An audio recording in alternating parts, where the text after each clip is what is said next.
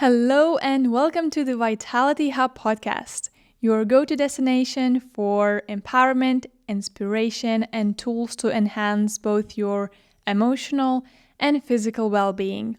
I'm your host, Elena Kundro, and I am so excited for today's episode because this is part 3 of the Life Upgrade series, and it's going to be all about habits. Remember that these episodes stack on top of each other. So if you want to get the full benefit of the Life Upgrade series, I do encourage you to go back to the first episode and start there to access all the supplementary guides and questions and all the tools that I outline in all of these sessions in part 1, part 2, 3, and 4. You can message me on Facebook or Instagram and I will send that to you. To find me, you can just go into the show notes or just search Elena Kundro. Before I start this episode, I want to give you some tips how you can retain more information in any episodes that you consume, whether it be my podcast or any other podcast. First tip is to take notes. I know that it might be tempting to think that you'll remember and after you finish the episode, you'll take notes. But I know from my own experience, I never do that and I forget most of the things. So now I'm really trying to take notes as I listen to the podcast, just open my phone and just write key ideas. I just need to write keywords to remember the idea that they talked about in the podcast. And then after I listened, I can expand on it and take my own spin on it. And that gives me so much more information that I retain. The second tip is to share with a friend. Not only you benefit, but also your friend. I always share what I learn in my podcast with my partner, and he's just like, oh, you're like a ChatGPT for what? Because I share everything that I learn, and that really gives me better understanding of where my loopholes are in the understanding of certain topics, and at the same time, I can enrich his life. And that kind of ties back to the third aspect, how can you retain more information, is implementation. When you share with someone, you can also implement it together. And when you're doing it together with someone, you're much more likely to stick with it and it's going to be more fun along the way. So as you listen to this podcast, this episode, I really encourage you to just take notes, whatever pops into your mind. And then after you listen, you can go back and refine those ideas to really get the full benefit of this podcast and in the information that I share here. And you can also make a pact with one of your friends to share podcast episodes and learnings from those episodes. And you'll be surprised by how much richer your relationship becomes, but also how much more information you remember and also incorporate in your life as a result of that. So that's a little intro, and now we can go into the habit formation part. There's a lot to unpack when it comes to habits, and I've been in the habit formation sphere topic for the last 10 years, and the advice pretty much stays the same. Make something specific, find ways to incorporate in your daily life, and then stick to it. And yeah, that might be useful, but from my own experience and working with clients, that doesn't cut it. Only knowing that doesn't necessarily mean that you will stick with it. And yeah, there's a lot of ways to fail in habit formation. So that's why I wanted to make this episode, to really lay out a more comprehensive overview and a blueprint per se, how you can approach habit formation in a more helpful, useful way for the long term. If you listened to the Life Upgrade series, episode 1 and 2, then you'd probably have a pretty good idea of what kind of habits that you want to form, and you might be even overwhelmed by the amount of habits. And that's why I specifically said in both of those episodes to not worry about the implementation part, just focus on what do you want to change? What do you want to improve in your life? So now as you have a good review where you stand and a good idea of where you want to go, this is perfect place to start making those little actions towards it. So before I even go into all of these habit formation techniques and tools, I want to ask you to pick one specific area or one specific habit that you want to work on.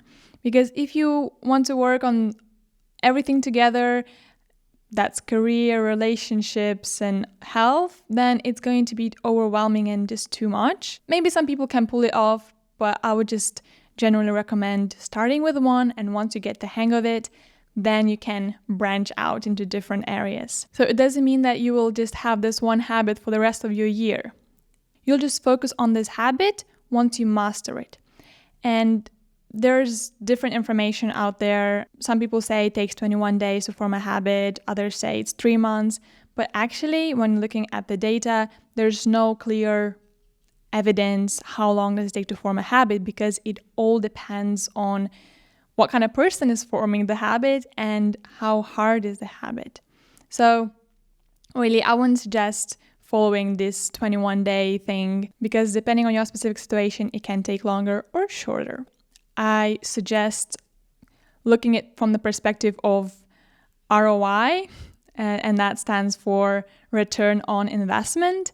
Really pick a habit that would give you the most amount of benefits. And I really suggest starting with something in the health area, because just from my own experience and working with clients, I've seen that once people start taking ownership of their health and start making small steps towards a better state of being, then that has a ripple effect on relationships and career, because they feel more empowered to take on board more in the career-wise or show up in the relationships as more authentic and loving people. And the last tip for the introduction part is to make it specific. Because if you just pick a habit, I want to cook more meals, then how are you going to measure it? What is more?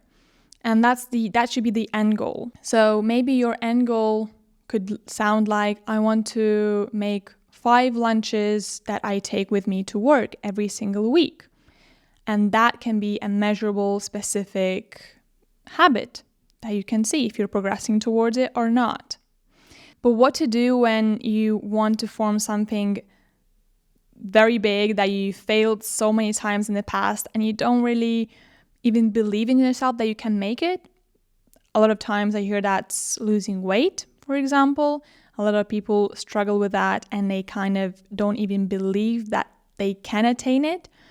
So I have this one questioning technique that I took from my CBT training that I found very useful working with clients and even sorting out my own preferences. So what you need to do is to write all of the advantages of your current situation.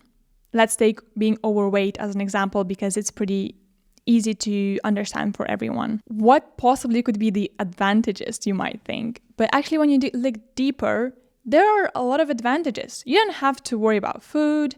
You can just socialize with everyone and eat whatever. You don't have to exercise. You can just be lazy and watch your favorite TV shows without worrying. You can feel rebellious that you're not into this diet culture and everything. Countless ways to find what's the advantage for you. What's the comfortable thing of being overweight? You don't have to change. So now the second part of this exercise is to find disadvantages of your desired state. So if you want to lose weight, you have to write in the list, what are the disadvantages of losing weight? That might be you'll have to exercise regularly, you'll have to take care of your nutrition better, maybe socializing wouldn't be as easy because then you would need to take care of your diet and you won't be able to eat everywhere, anytime. And yeah, that's just uncomfortable. And on top of that, if you're doubting yourself about your ability to maintain a certain weight, you might be even thinking, what if I put so much effort into this and then I regain it back all over again? And then what if I'll have to be on this constant exercising diet and managing my own health all the time for the rest of my life to be able to maintain this desired state. So hopefully by answering those 2 questions, doing those 2 lists, you can have a better idea. Maybe you don't want to lose weight. But a lot of times what I find is that by facing all this inner resistance that will be there in the background anyway whenever you're making a change, it prepares you even better to face the challenges and the obstacles. And somehow paradoxically, people find even more motivation by facing that, because then they become aware of all the hardships they'll have to go to get to their desired state and all the temptations they'll be facing. I like to combine these questions, these 2 lists, with something that I do with my hypnotherapy clients that's working very well, is to visualize a situation where you would be tempted to fall off the desired path to a desired outcome, and maybe skipping exercise, overeating, whatever that is for you that's challenging, and really apply it to the habit that you want to form. And once you visualize that scenario, write out all the tempting thoughts that you have. Maybe it's, oh, it's just this one time, or oh, I've been working so hard, I really deserve this, or oh, I've had a very hard day emotionally and I really need that pick-me-up thing. Write out all that's tempting, all the thoughts that are justifying that behavior that you don't want to do. And then do like a mental rehearsal responding to those tempting thoughts. How would you react? How would you silence them? And if you can't do that by visualizing, then probably in real life, it's not going to be very much attainable. So find ways to react to those temptations. So I hope that by now you are more or less clear on what kind of habit you want to form. If not, you can pause this video or follow along, and after the whole episode, you can open the notes and then figure out what kind of habit you want to start with. So now going into the section 2 of the habit formation, and that's all about starting small and understanding your willpower. A lot of people that come to me for habit change, for the last 5 years, that's what I've been hearing the most, is that they're lacking willpower. I can't do it because I'm lacking willpower. And that's also an inner belief that they have about themselves, which we can discuss in the next episode, as I do an episode about identity. But in essence, that's the misunderstanding of a willpower, because willpower is like a muscle. It gets fatigued as the day goes, and it rises and falls depending on how well we slept, what's the mental cycle or emotional state. Willpower is not something that we have as a set amount, and some people have more and some people have less. When they did a research on the people who have apparently the most amount of willpower and they're able to stick with their habits and their routines, actually it turned out that these kind of people simply are tempted the least. They created an environment that allows them to perform in the way they want to perform. The more we deplete it, the less of it we have. So now, how do you form a habit if you don't have a constant amount of willpower? Very simple thing is to make it in a way that you don't need the willpower, that you don't need motivation. That is just so simple. It's almost silly how simple that is. And whenever we're working with clients and they tell me they want to exercise or they want to start eating healthier, I always suggest them a bizarre kind of habit to start with, that they're like, yeah, of course I can do that. That's silly. Like, that's a bit too low. But that's very important to start with small, because it doesn't require motivation. And then after a while of you doing it, it just becomes automatic. So what if you want to exercise and you want to do 30 minutes of working out every single day? Then I would suggest starting with a 30-second plank every morning. Yeah, that sounds ridiculous. Like, of course I can do 30 seconds. Who doesn't have 30 seconds? Everybody has 30 seconds in the morning. But 30 minutes, on the other hand, might be a stretch for some people, a very big one. So start with something as simple as that. And for those who want to start running, for example, I really like to start with a habit that precedes the habit. So you have to prepare yourself to go for a run. You have to put on your shoes, you have to get dressed up, you have to think where you'll go. And that is mostly why people never go for a run, because it requires just too much preparation. The same applies to going to the gym. So what I like to start with my clients is to first just prepare all your workout clothes. I know that sounds too simple, but it works. It really works. And then first few days or a week or a few weeks, just focus on building a habit of putting on your running shoes, getting into your workout clothes, and stepping outside of your home. And you can just walk around for 5 minutes and come back. You don't even have to go to the gym or start running, or you can run just a few meters and come back, because that's already a win. And when you know that you only have to get dressed and go out, you already feel a victory once you do that. And most of the times when people do get out of the house, they're like, I might as well do a bit more of a run than a few meters. But on days when you really, really, really don't feel like doing it, those few meters are sufficient. And that gives you that sense of, okay, I'm still doing it. Because a lot of times when we have too high of a goal and we fail, then we don't even want to do that again, or even to think about that goal, because we already feel like a failure and we don't want to feel that. And that's why most habits don't stick. So if you want to build a habit, you have to make it practical. As practical as just putting on your shoes and stepping outside and then coming back in. That's practical. Everybody can do 30 seconds of plank or just put on their shoes. And if it's not practical, it's not optimal. Don't focus on what you should do, but what you could do. There's so much shoulds out there. You have to do this and this and this to be healthy. But then you become overwhelmed by the amount of things you have to do. So you end up doing nothing. So just focus not on what you should do, but on what you could do. And one of the best ways to alleviate that decision fatigue is to make it running on autopilot, to make it so you don't need any motivation, so that it's the simplest thing you can do. When you wake up, you have your workout clothes ready, and it's very simple, just grab them on and put them on. And that ties into the habit stacking advice. I love this so much.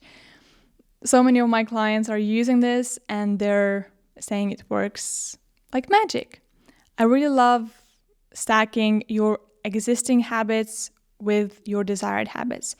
So something that you do every single day already. For most people, it's brushing your teeth. Everybody brushes their teeth at least 2 times a day. So you can really utilize this habit to add on something additional to it. And it can be as simple as high-fiving yourself in the mirror while you're brushing your teeth. That's Mel Robbins' high five habit. Or it can be that before you go brush your teeth, you do 10 squats. Or that before brushing your teeth, you plan your meals for the day. Or that you say an affirmation.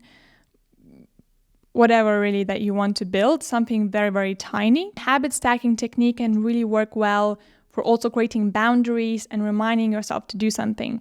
For example, for me, when I wanted to develop a habit of stretching every night before bed, I was looking how to incorporate that. What really worked for me is to set a boundary for myself that before showering in the evening, I will do 5 minutes of stretching. Even 2 minutes. I think I started with like simple few stretches even just before stepping into the shower. And gradually over time that evolved into a 20-minute stretch before shower. And that's the power of habit stacking.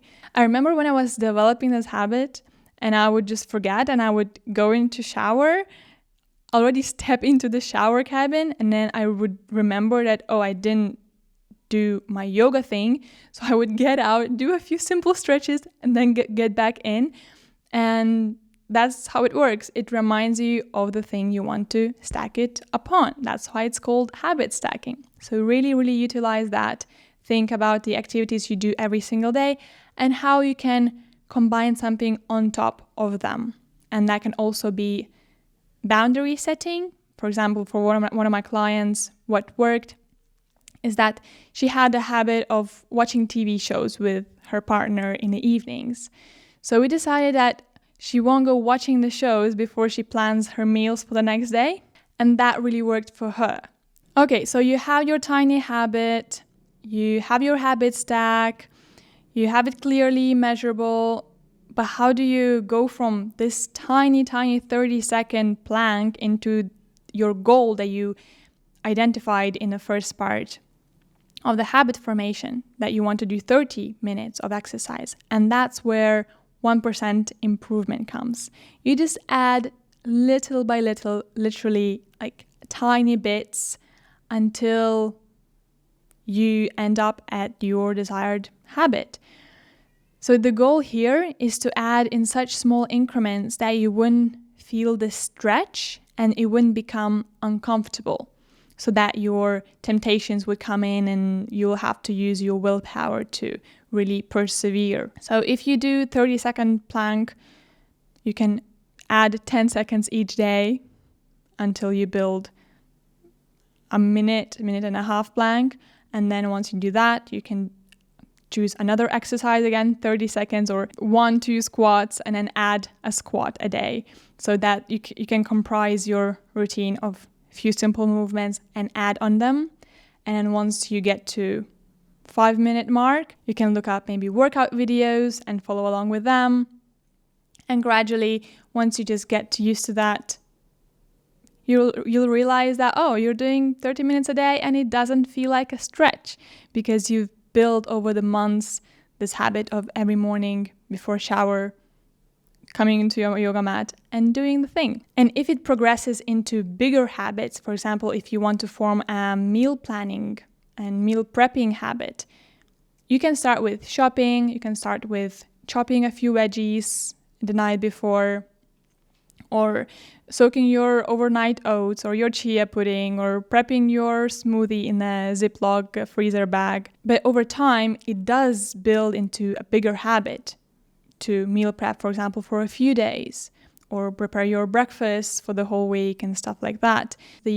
Another advice is to break it down into smaller habits. When you progressed onto meal planning, then you can split it up into few categories, like you do shopping, you do prepping the veggies, you do meal planning, you do looking up recipes, gathering ideas. All of that can be split up so it doesn't look like a one big giant meal prepping task. Another game changer for me, when I used to be in my crazy bullet journaling days, when I would track, 15 habits by that time, and I would just mark every day.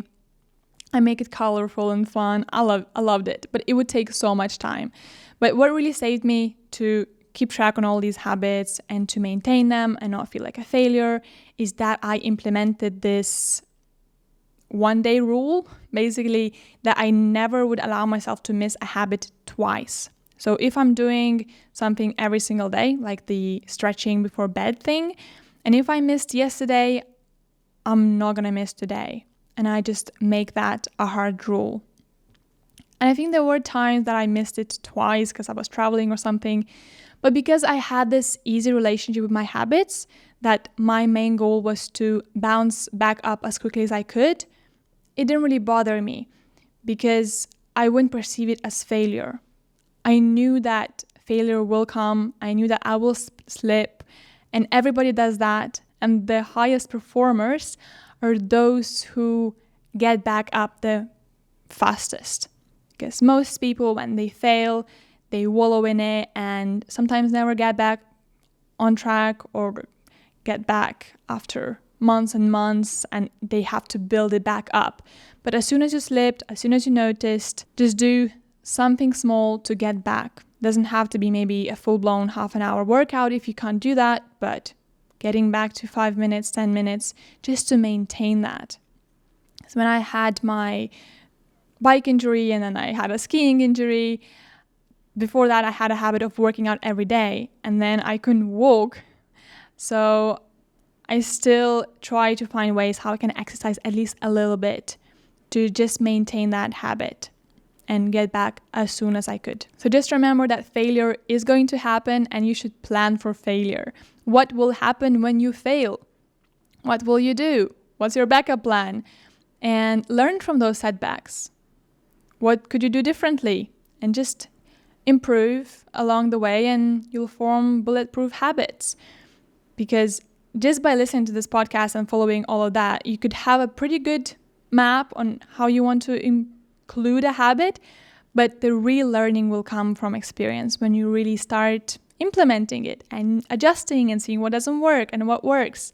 So section 3, habit stack, small improvements, break it down if it's too big, and bounce back as soon as you can and learn from your setbacks. Now moving into section 4.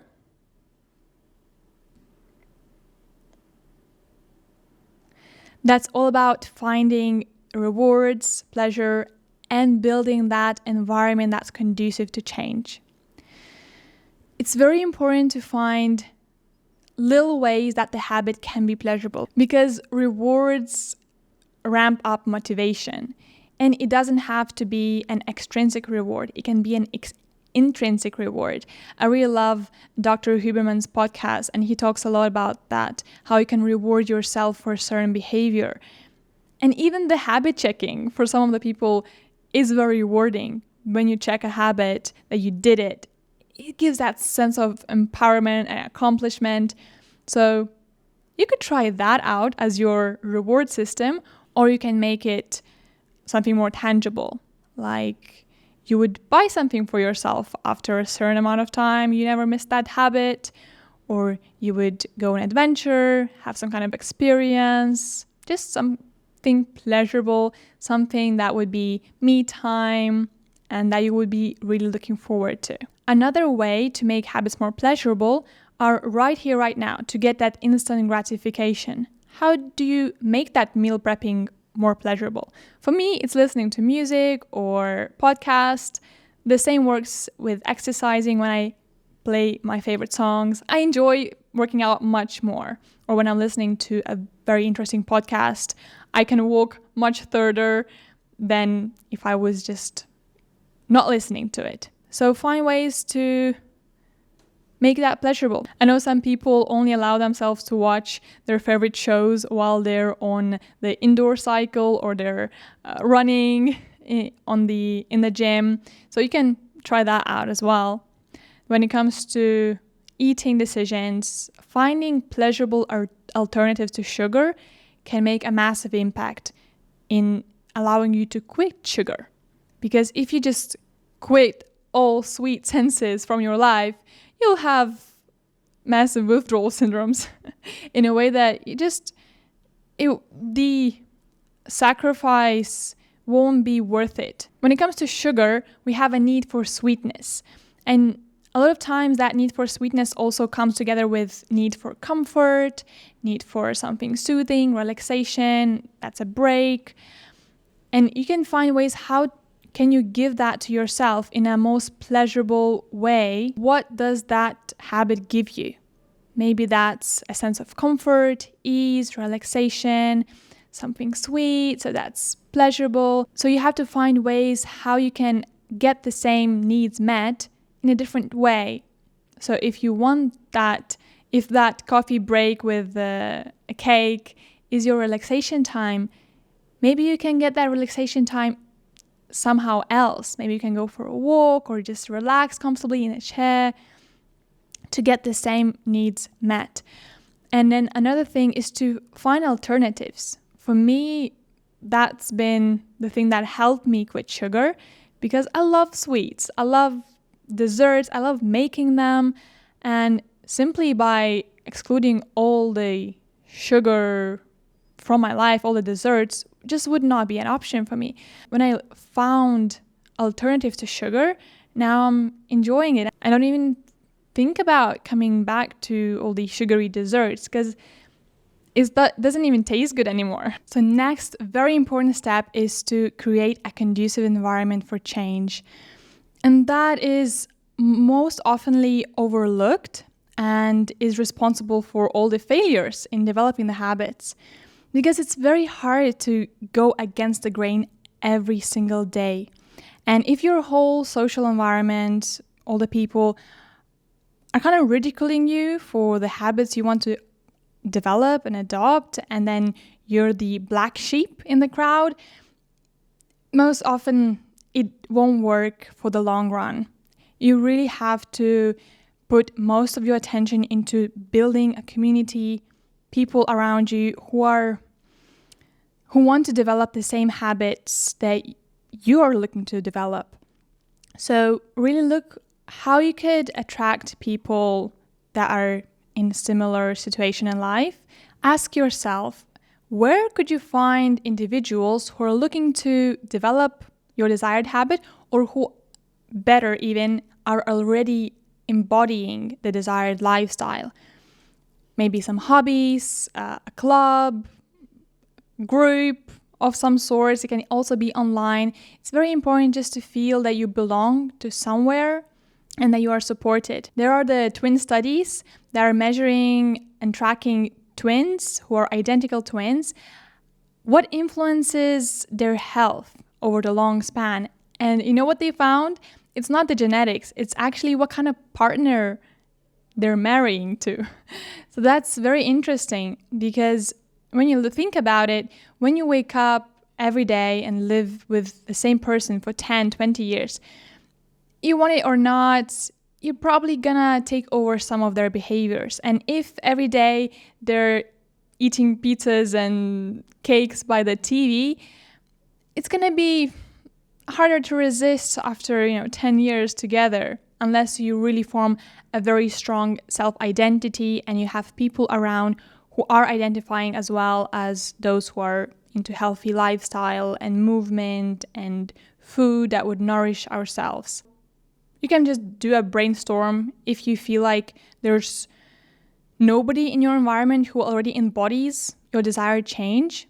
Just do a brainstorm and see where could you find those kind of people. And as well, when talking about environment, set up your environment in a way so that your desired habit would be the easiest for you to do. If you want to eat more fruits over sweets, make them easily accessible. There was a study done where they put a jar of candy on top of a counter and in a workplace and saw how much of that candy jar was being emptied.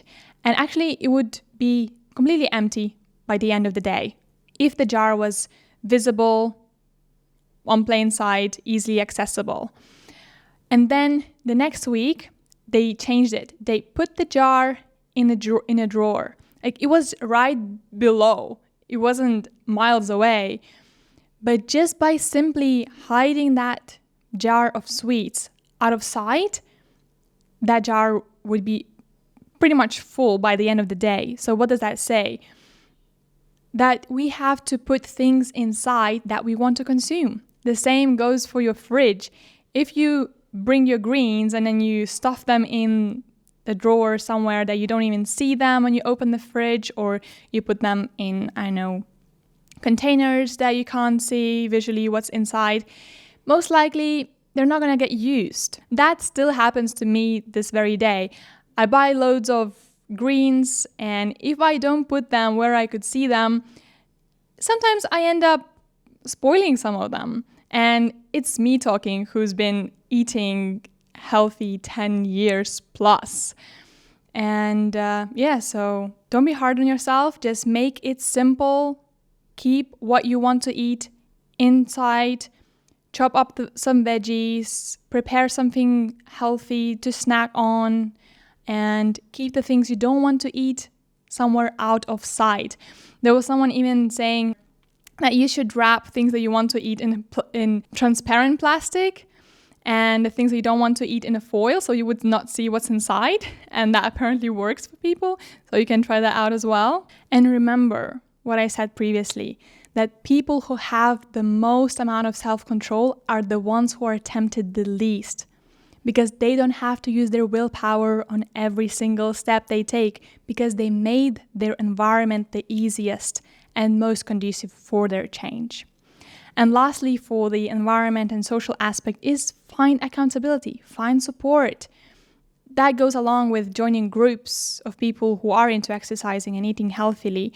But go a step further and find an accountability buddy that you talk every week, and you maybe bring some goals that you want to focus on every single week, and just someone who would be accountable and you could be accountable to, so that they would say straight into your face that, I think you should step up your game in this or that area. That's why mostly the accountability buddies should be someone outside of your family. It's very good to have support in your family, but the accountability buddies should be outside, because then if your family members keep nagging you, oh, you said you're going to be on a diet and you're not, it's going to create a really unhealthy relationship with food and your body, and it's just not what you want. Something else that can really enhance your ability to maintain a habit over a long period of time is something called mental rehearsal. It's been long proven by science that athletes who visualize their game before do better. Other types of performers, public speakers, whenever you have something you want to develop, a performance, a habit, mentally rehearsing it before increases your likelihood of completing it. And I try to do this every single day-ish. Whenever I remember and I feel the need to, I come back to it and I visualize something that's going to be hard for me the next day and how I do it. For example, when I started coming back to exercising more vigorously after my injuries, I would mentally rehearse how I go to the gym, how I lift, how I train, my form, and that would really help me to maintain that habit and to stick to it, because once I already rehearsed it, it's kind of easier to perform in real life. And that comes back to, in the beginning, what I talked about, rehearsing those temptations. How would you address them? How would you stick to your habit? Would you talk to yourself? That's kind of planning for failure, seeing how can you be one step ahead and prevent that. So you can develop a practice where right before you're falling asleep, you mentally rehearse your habit. If you want to do 5 squats every time you use the toilet, then mentally rehearse how next day you're doing 5 squats every time you use the toilet. That's actually something that one of the recent clients is now developing. Every time she uses the toilet, she does like 3 squats. And it's been working for her. Okay, and the last thing is to evaluate, measure, and readjust. It's not that you're going to lay out this blueprint now after listening to this podcast and everything will go according to plan. No, you'll have to readjust. You have to make reevaluations and pick some ways you're going to measure your goal, if you're sticking to it or not. And that can be something that you would check in a box, how well you're doing, or checking with your accountability buddy, or some other form of measuring. And that can also provide a lot of intrinsic reward, that you see your progress and that you're sticking to it and that you're improving. If you want to develop the exercise habit, you can write how many minutes you exercised every day and track that, and you can see how you've improved. I do that in the gym. I track how much I lift and how many reps. And that gives me a sense of growth, because humans get so much pleasure from the feeling of growth, that we are advancing. So really leverage that. And whenever you see that you've plateaued, or it's getting too hard for you, or you're falling off track and slipping into your old habits, reevaluate and see what's not working and learn from it. Don't go judging yourself, but really take this as a learning opportunity.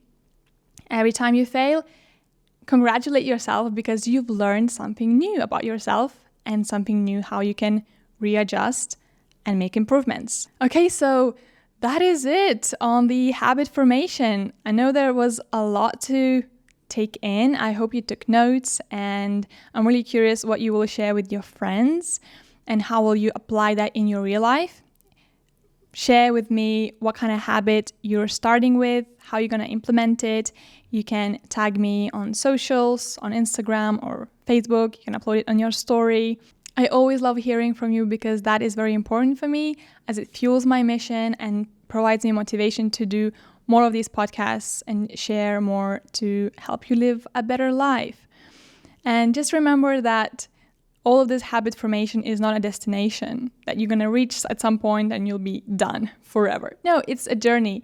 And the best way is to just learn how to enjoy this journey every single day. So I really encourage you to not just take this as another podcast that you heard, oh, interesting information, and carry on, but really implement it, because only after implementing can you see a difference in your life. So you can pick that one habit, set it for, 2-3 months, and lay out a map for yourself how you're going to apply all these little tools that I discussed today about making it small, making it measurable, making your environment conducive to it, habit stacking, all of these tips, and how you can implement mental rehearsal and dealing with your temptations to succeed at this thing. And once you do, you will have more courage and self-esteem that you can do hard things and that you can evolve and grow as a person. And trust me, you will have a ripple effect to all your other areas of life. So take this as a nudge to grow and learn. I would really, really appreciate if you could leave a review for the podcast, because that is the best way how I can grow and fulfill my mission more with this podcast. Thank you so much for tuning in, and I hope to see you in the next episode of this Life Upgrade series, which will be the last episode. I will share all about identity, how to form the habits from identity and the belief standpoint. To get all the habit formation tips and tricks, all the questions for your review and your vision that I talked about in the first and second part of this series, message me at Elena Kundro on Instagram or Facebook and I will send them to you. And that's it from me today. Have a beautiful rest of your day and talk to you soon.